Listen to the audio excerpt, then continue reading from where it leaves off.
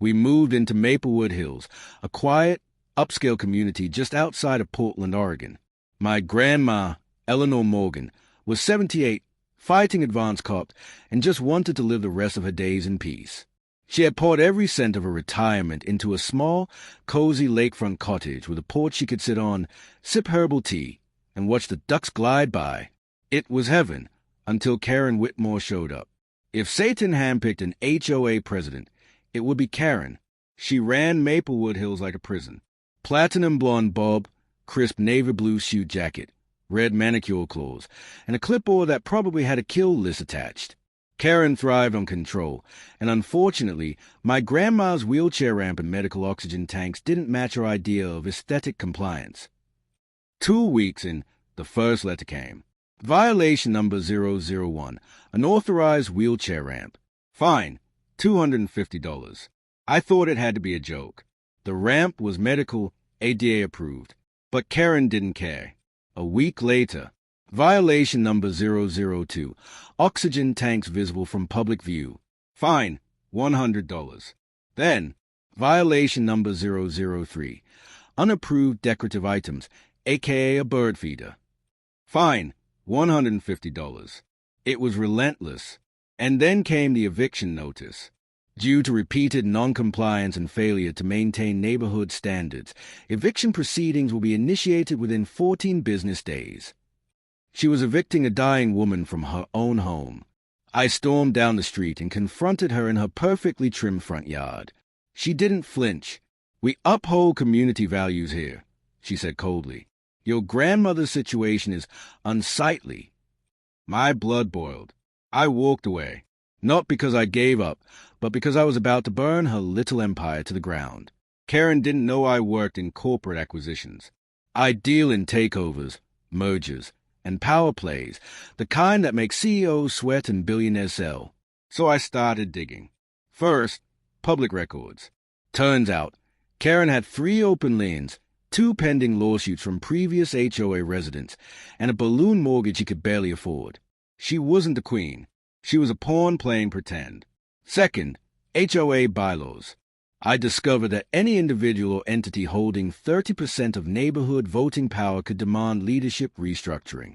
That's when I got surgical. Through a network of shell companies and LLCs, I quietly began buying homes in Maplewood Hills. Within 90 days, I had control of 38% of the HOA votes. Karen didn't suspect a thing. Then I targeted her house. She had listed it on Zillow under a different name, hoping to sell quietly and move to Florida. I sent in an actor couple, friends of mine, posing as buyers. They offered $40,000 over asking.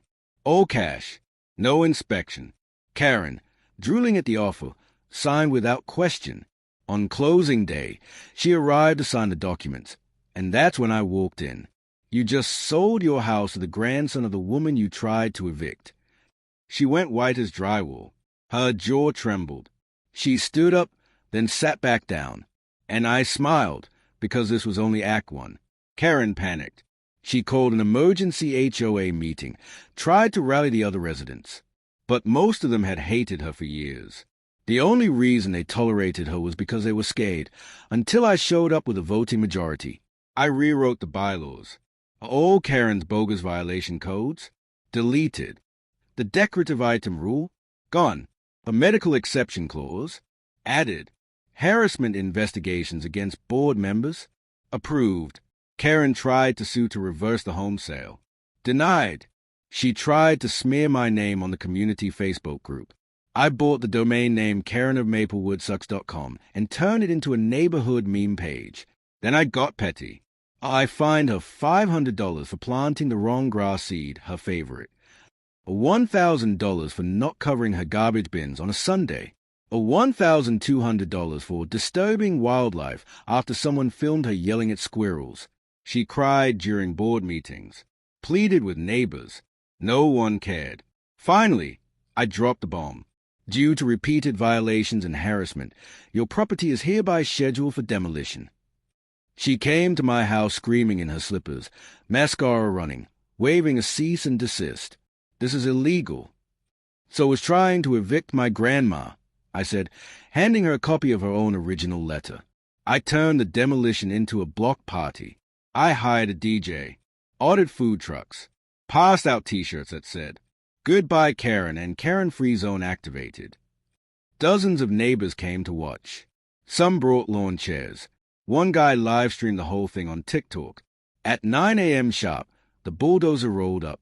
Karen was there, sitting in her old SUV across the street, red-faced, sobbing uncontrollably. She got out and ran toward the site, screaming, "That's MY house. Please, you can't do this." I stepped in front of her, calm, cold. "You tried to kick out my grandmother. You ruined her peace. You crossed a line you can't uncross." She collapsed on the sidewalk as the first wall caved in. Boom! Karen's McMansion, her throne of tyranny, came crashing down in a cloud of dust and shattered vinyl siding. And in its place, I built a community garden. Fruit trees, benches, sunflowers, and a big plaque that read, "Eleanor's Peace Garden, for those who were never heard." We held a ribbon-cutting ceremony. The mayor even came. Karen didn't.